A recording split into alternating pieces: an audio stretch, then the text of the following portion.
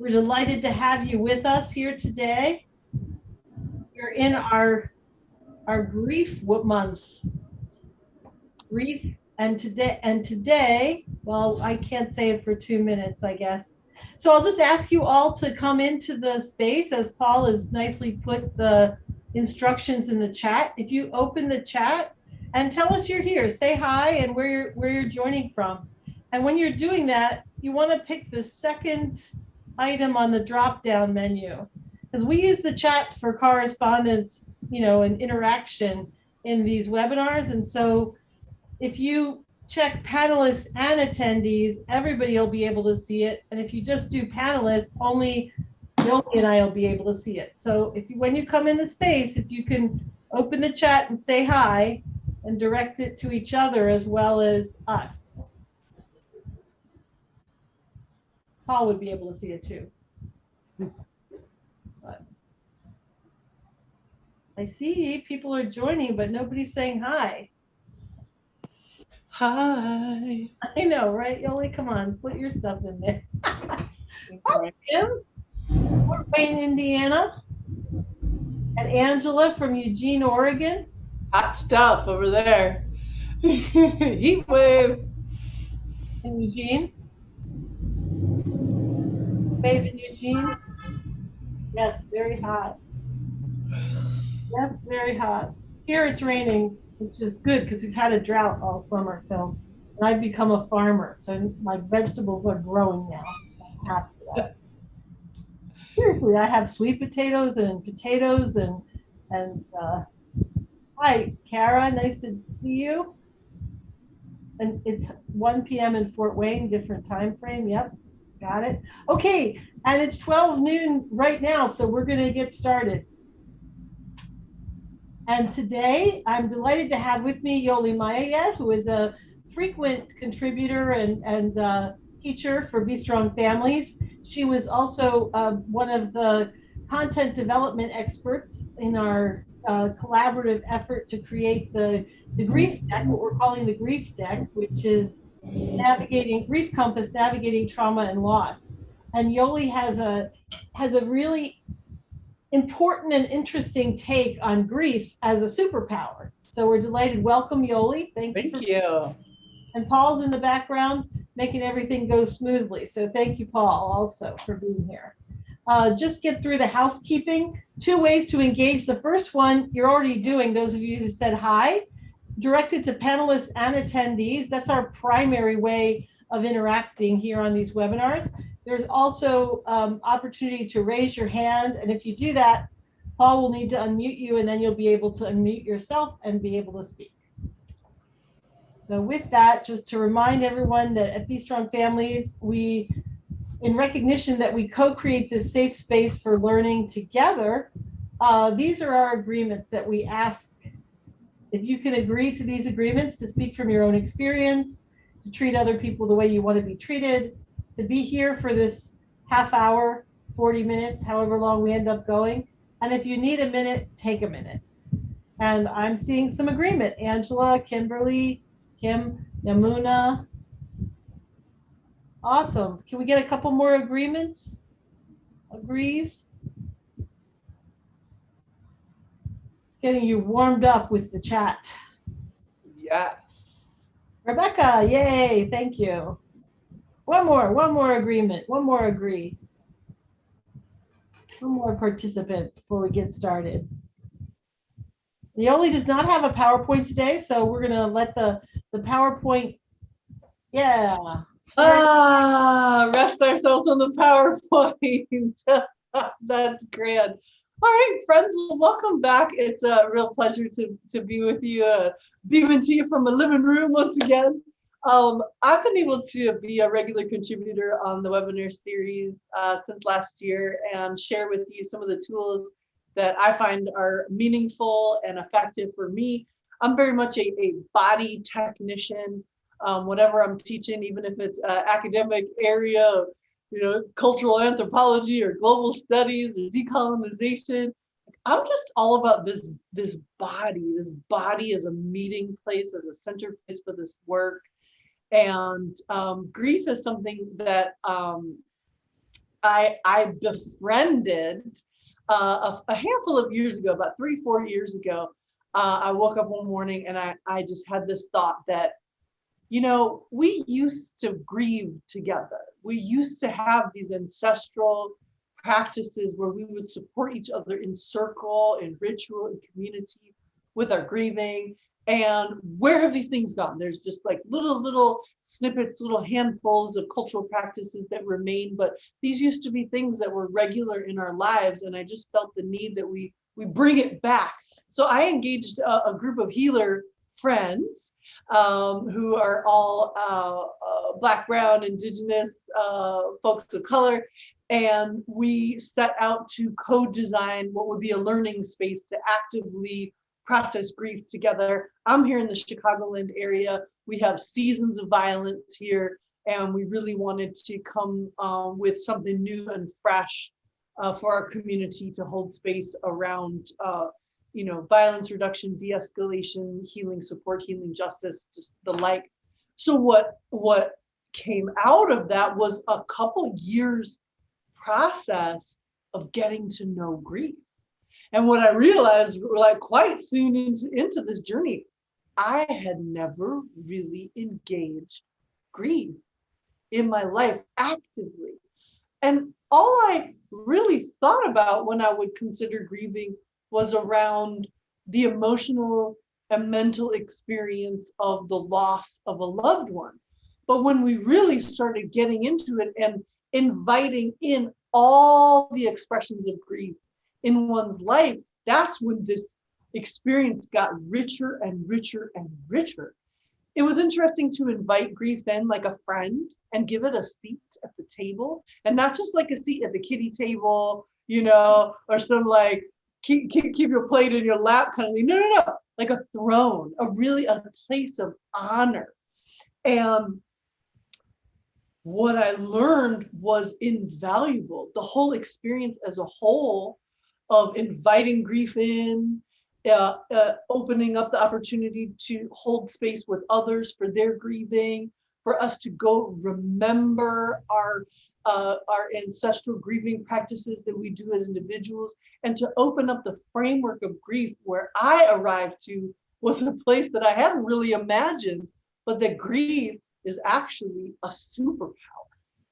And so I wanted to invite you all into just a little tidbit, a little taste, like finger sandwiches, experience of grief as a superpower. I did share a 6-part series earlier this year with PowerPoint and practices and all sorts of things. And so just go on the Be Strong YouTube page from January through March. You'll see like kind of every other week, you'll see me. You can go in and get even more on grief as a superpower, the framework that I shared, and PowerPoints and references and cool poems. So I'm going to give us a little capsule experience today. So here's what I want to invite us first into, and that is just locating our breath, little breath practice, if that sounds like something delightful. So I'm just, you see me, I'm just sitting here on the floor on a pillow. I got my legs extended, like I'm not even trying to do anything fancy here, but I want to invite you into just a moment where we breathe together.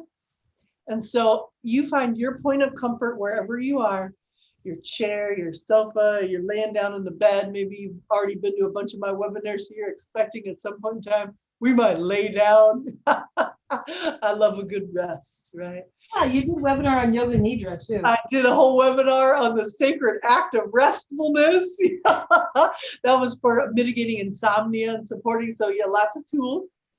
So here we're just going to have a moment to breathe. And so as you take an inhale, I don't want you to change anything. Just feel where you're breathing to right now. And just let that be the perfect breath of the moment.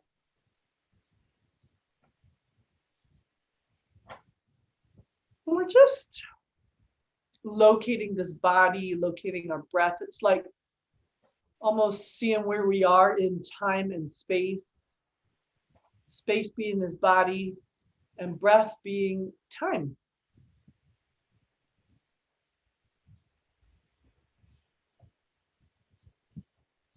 And as soon as you start breathing, you might notice little places that are holding tension, and just feel free to breathe. Feel free to move wiggle, adjust in any way that feels good.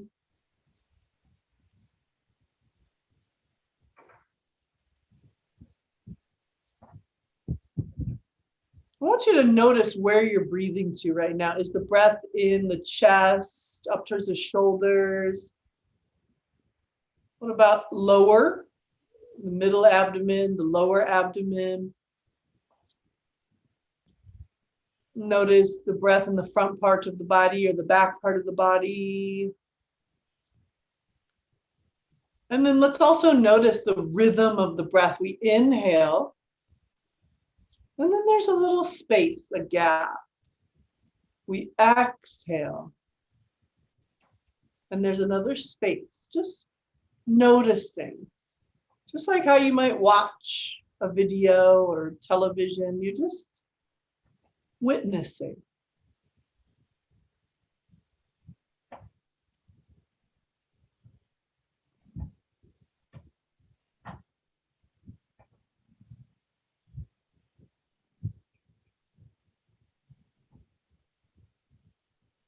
Now, what is it to find a little bit of spaciousness? Like if your breath is in the chest, could you breathe a little bit into the spaces between the ribs?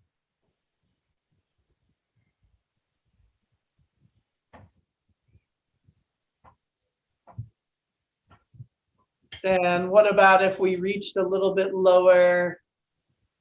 What about the spaciousness as the diaphragm expands down and out with each inhale?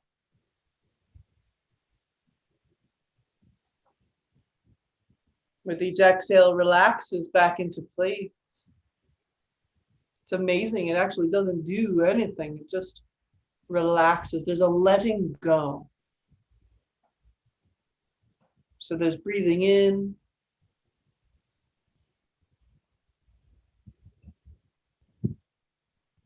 And as you breathe out, there's just simply letting go. Breathing in.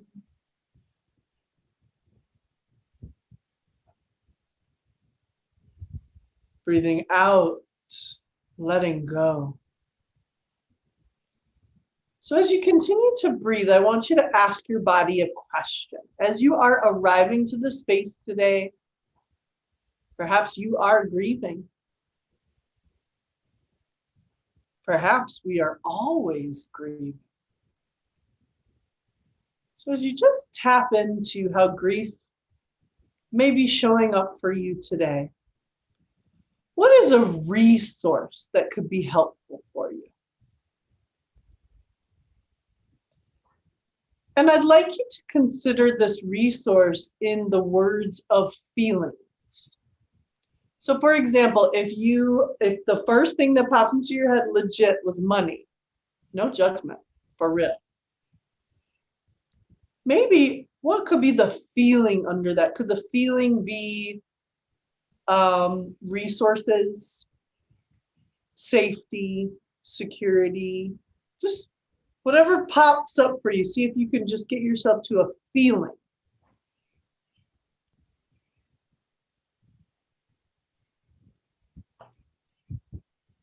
And then we're going to add this into our breath. So breathing in, add that resource. And we're going to kind of say these words in our heads. Breathing in. For me today, it's about creativity. Breathing out, letting go. Breathing in, your resource.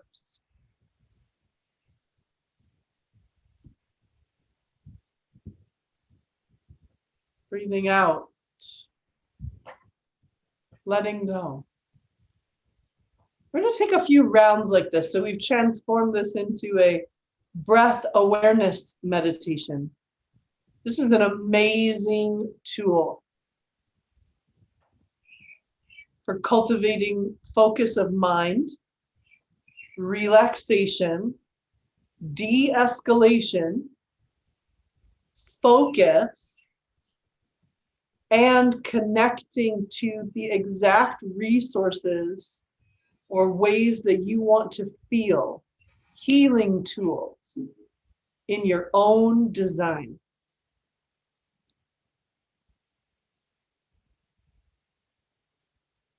Breathing in, your resource. Breathing out. Today, it's letting go. Could be anything. Just today, we made it letting go. And as you continue to take a few of these rounds, at some point in time, drop off those words, breathing in and breathing out, and just leave yourself with your resource, your inner resource, and letting go.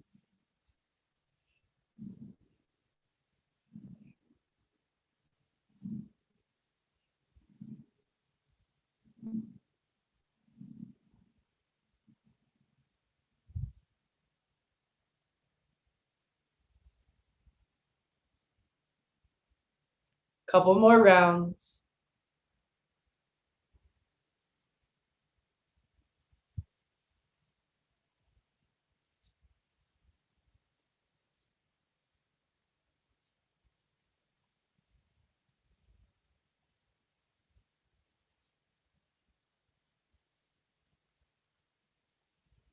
And as you're coming back to the space, gently opening your eyes.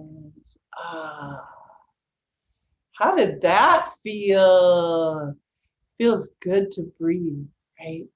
And what's so helpful is if we let our breath be as it is, like invitational. You don't have to make your breath better, bestest breath ever. No, just being with the breath allows the breath to come into its own sense of expansion. So one of the core concepts that I discovered on my journey with grief, my adventures in griefdom, is these central healing principles of expansion and contraction. Grief, no matter how it's showing up or manifesting, is generally a very contractive experience. And so one of the tools that can be so helpful is to generate expansion within the contraction. That sounds pretty paradoxical, right? It may also sound like the lived experience of the moment, this pandemic. This pandemic has been an extremely contracted experience, and it has inspired so much grieving, so much from my perspective that I see in myself and other people. It has inspired me to teach more and share more spaces around grief.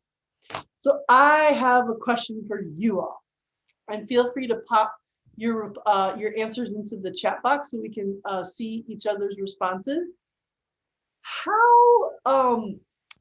What is grief for you, right? The common paradigm of grief is the loss of a loved one, right? Often a family member, a partner, like this. But so this is kind of like, I'm going to phrase this question a couple different ways. So what is grief for you? Like, what have you experienced? How does grief show up in your life? Let's see a few answers from the friends present here. Deanne says the loss of something or someone that impacted or influenced your life. Dana says grief for me that lingers is more often the loss of an idea or the hope of something.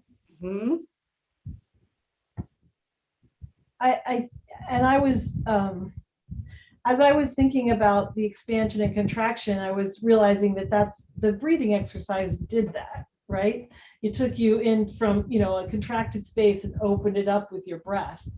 And for me, the grieving, I was thinking about grief as a superpower, and that's always a hard concept for me.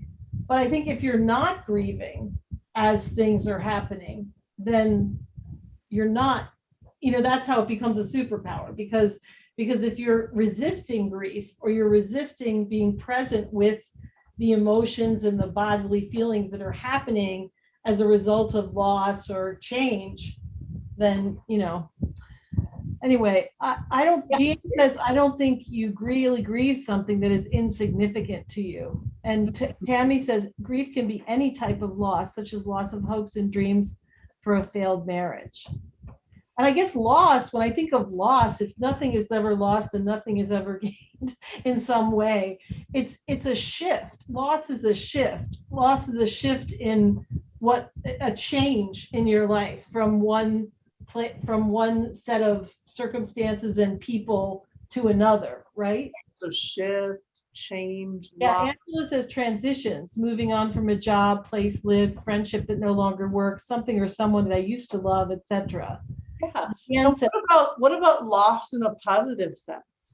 yeah, Like you're leaving a job you love because you're gonna go on and like take a risk into a next level of leadership, right? Maybe a new organization in this scenario. What about positive loss? How about your kids are leaving home? well, or even divorce. I mean, when we say failed marriage, like if you're, to me, it's a positive, negative. It's a positive loss because you're deciding to move on from something that's not working and that's constricting and that is, even if it's abusive, if it's hurting your quality of life, and you're taking a risk on opening up space for something different to happen. And Deanne says grief is a gift because it provides space for you to experience or walk through loss. And Yamuna says, is there such a thing as over grieving, like caring too much about change? And Right. Monica is saying, thank you I'm going through a divorce now. Thanks for mentioning this. Yes. Yeah. So now my next question for you all is, who taught you about grief? Who role modeled grief for you? And it's totally okay if your answer is no one. Monica says no one. Tammy says, I agree, Kathy. Moving on from the marriage was a definite positive, but wasn't what I signed up for. I grieved everything that I wanted that relationship to be. And sometimes you grieve the lifestyle. You grieve the house that you no longer live in. You grieve the community that you no longer participate in. You grieve but you're opening up space for different things to happen, for evolution, for your own self evolution, and that period of grieving is the period where the space is there, but it hasn't been filled, or it's like. So there's already a couple answers here also, like that no one taught you about grieving, that you've never actually thought about the fact that no one taught you about grieving, right? This other end of the question here. And Yamuna says, I observed others grieve about big and little things, but they really didn't define the word emotion. I want to say that part of what, like, I don't think in my childhood, Dana says no one well. Grief was lots of tears, silence, and loss, but never memories and sharing the experience that happened. And I would say, when I started becoming involved in the Orthodox Jewish community, I learned about grieving because there were rituals that and there were rules, like everything in Orthodox Judaism. There are rules and rituals and ways that we do this. But to me, it was the first time someone had really, it was almost like grief was a taboo before that, and everybody has to deal with it themselves, and you're expected to be correct, but there wasn't any, like, someone, like you were saying, Yoli, like ancestrally, like with communities grieving, somebody's holding your hand and showing you, yeah, this is how we grieve. This is how we do it, and part of the Jewish way was when you go over to somebody's house who's a mourner, when they're sitting Shiva for somebody who has died, you were supposed to you take their lead.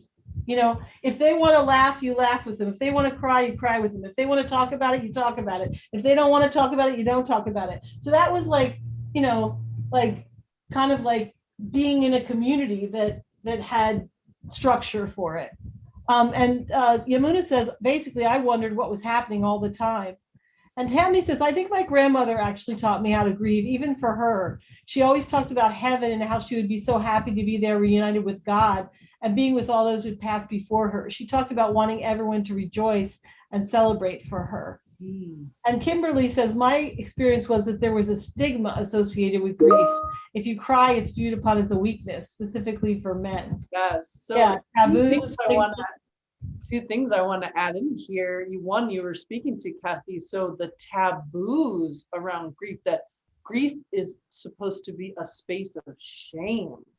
right? And then how about the like viewpoints of oppression, models of oppression, that if you grieve, it could mean that you might not survive, right? Like dry up those tears real quick. This is about the survival of the lineage, kind of thing. So look at us. We've inherited like Swiss cheese model of grief. We've inherited a model that says grief is only about the loss of a loved one, that it's supposed to be done in silence alone for the most part, and it should be tidied up. You should get over it as fast as possible. And and that's it, and we shouldn't talk about it. And other than that, like, grief's cousin, death, you should also totally fear that too, right? So there's like these other little intersecting points as well. So grief as a superpower is an invitation. It's an invitation to reclaim what grief really and truly is, which is, some folks say grief isn't an emotion. It's not an experience of a feeling, but it's actually a process. I get that. I'm not going to agree with that because I think it's a yes and for me. But grief as a superpower invites us into remembering the immense power that we experience in loss. So in some ways, grief is the process of being able to arrive to the gain in the loss, or the expansion within the contraction. Grief as a superpower is a sacred act of remembrance. It relates to our deep, deep, deep ideas of spirituality, of purpose, of being.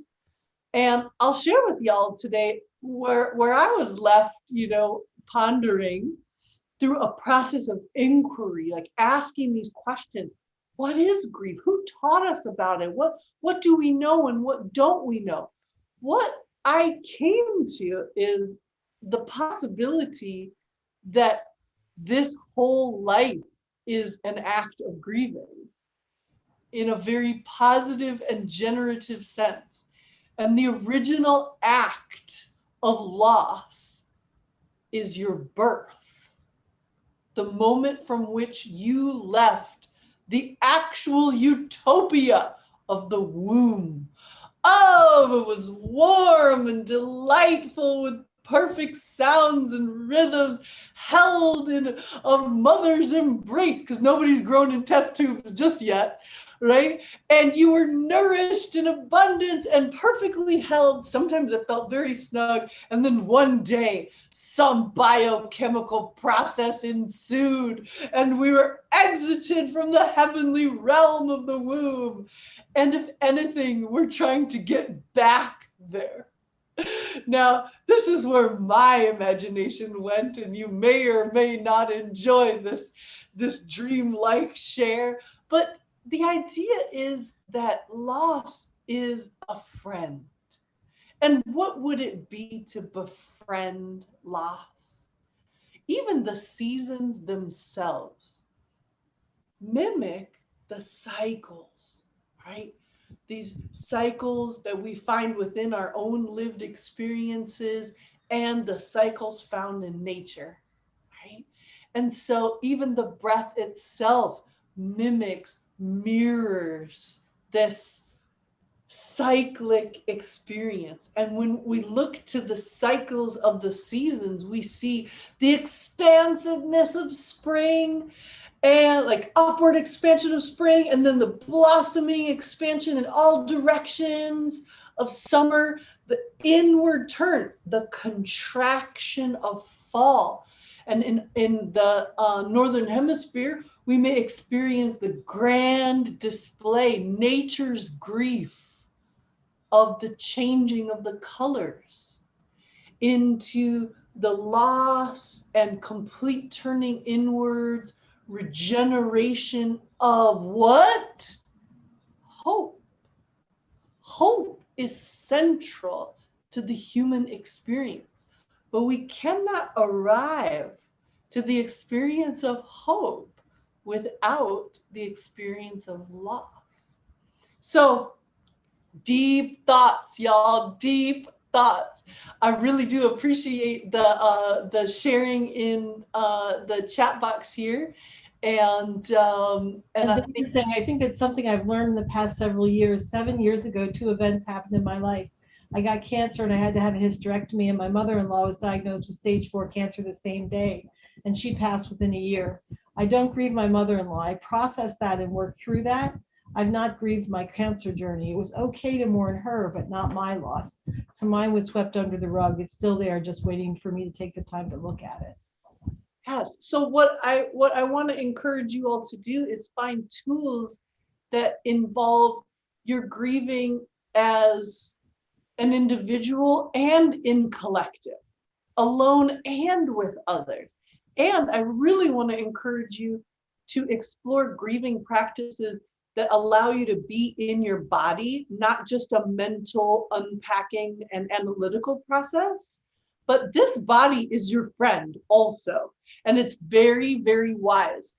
Just as we inherited some of the burdens of our ancestors, we also inherited the wisdom of the ancestors that have walked before us. And that is an amazingly abundant resource.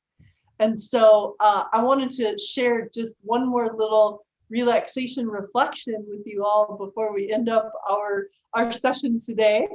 And that is also in the form of breathing and being in this body, and also poetry.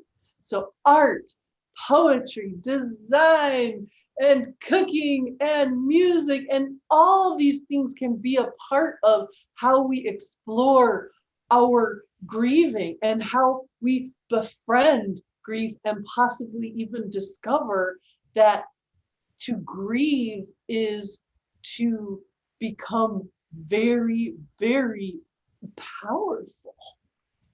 It's a superpower, actually, and it's in an intrinsic part of the human experience itself. So I know we can keep going in discussion. We keep going, but you've got lots of resources that we're sharing with you. And I'm excited to share just one more little reflective, restful space with you. If that sounds delightful for you. You might like to lay down and just rest this body. I'm going to stay sitting up so that I can pay attention and read a very special poem.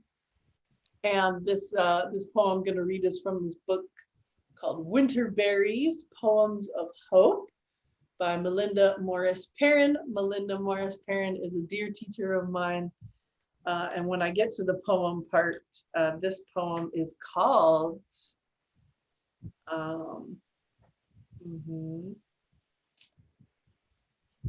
it's called Go in Peace. Yes, that's the one I wanted. Double check. All right, here we go. Ready for a breath? So we familiarized ourselves with that breath in the start of our session together. So just come back to your breath. And I just want you to follow the inhale, the space between, the exhale, and the space between. Breathing in, spaciousness. Breathing out, again, spaciousness.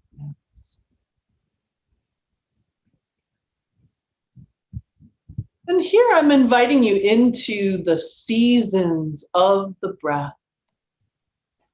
Breathing in the season of spring, new growth, upward expansion, filled with possibility. An expansive space between the season of summer. When you're ready for that exhale, we exhale the autumn season. A natural contraction following the expansiveness of the seasons before. Entering a time for restfulness in the spaciousness of winter. Breathing in spring, space of summer. Exhaling fall, a space for winter. Breathing in spring, space for summer. Breathing out the autumn season, space for winter. I invite you to continue this flow of the seasons of the breath. And just see, where does this little breath take you?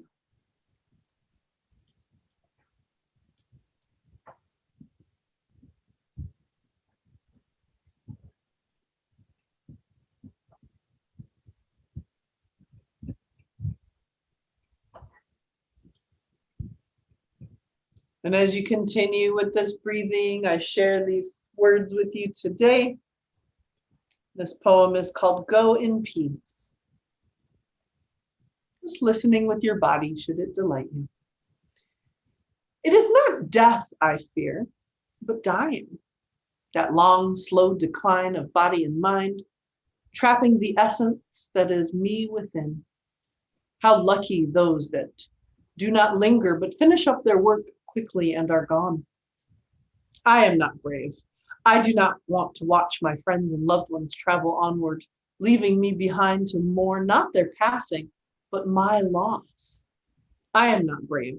I fear pain and suffering even more in the numbing, dumbing effect of drugs most. Yet, how wonderful to see the garden that is my life pass through its seasons, all of them, savoring each one fully and denying none. The springtime planning and plowing, knowing that the seeds that I and others planted are drinking in the rain, gaining nourishment from the rich earth, receiving inspiration from the warming sun, growing, ever growing throughout the summer, protecting my garden from those things that would destroy it, weeding out the things that are not needed, replanting with new ideas and experiences, finally giving up my bounty for the benefit of others, the joy of sharing, of loving, knowing that as I am consumed, I become one with the universe. That is the time to go, not the time of bud, not the time of full flower, but the time of joyful letting go. And yet, there comes a time when the field is at rest, that fallow time when one reflects upon the seasons, the circle of the seasons of life, and sees with clear eye what has been done and what has been left undone. Perhaps after all, that winter is the time of letting go. If that is so, let me go in grace with a contented heart that comforts those I leave behind. Let my mind be strong, my spirit pure, and my life inspire those who are touched by it. Then will I go in peace.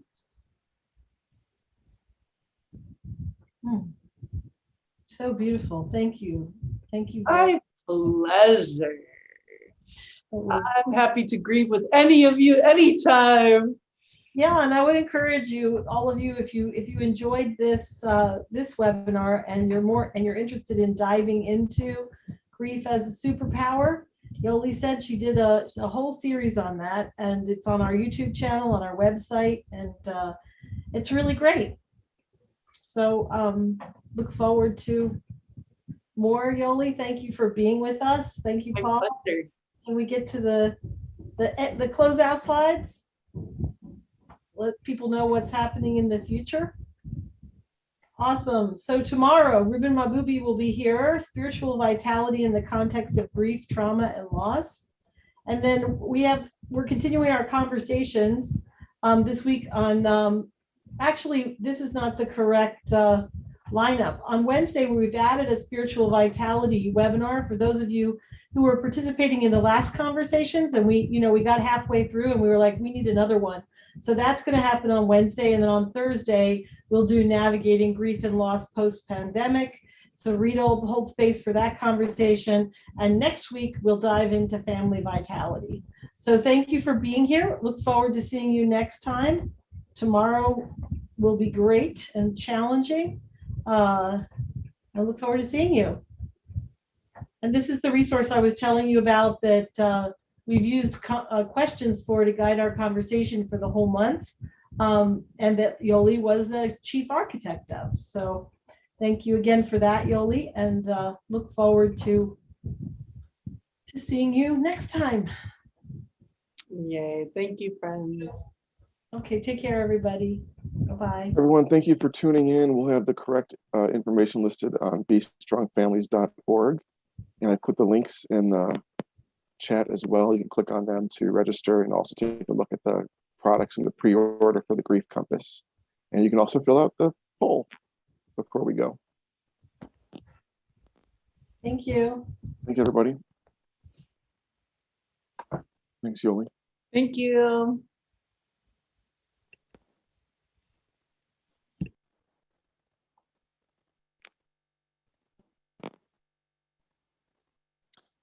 Looks like we've got the poll filled out. So thanks, everybody. We're going to close it up and we will see you tomorrow.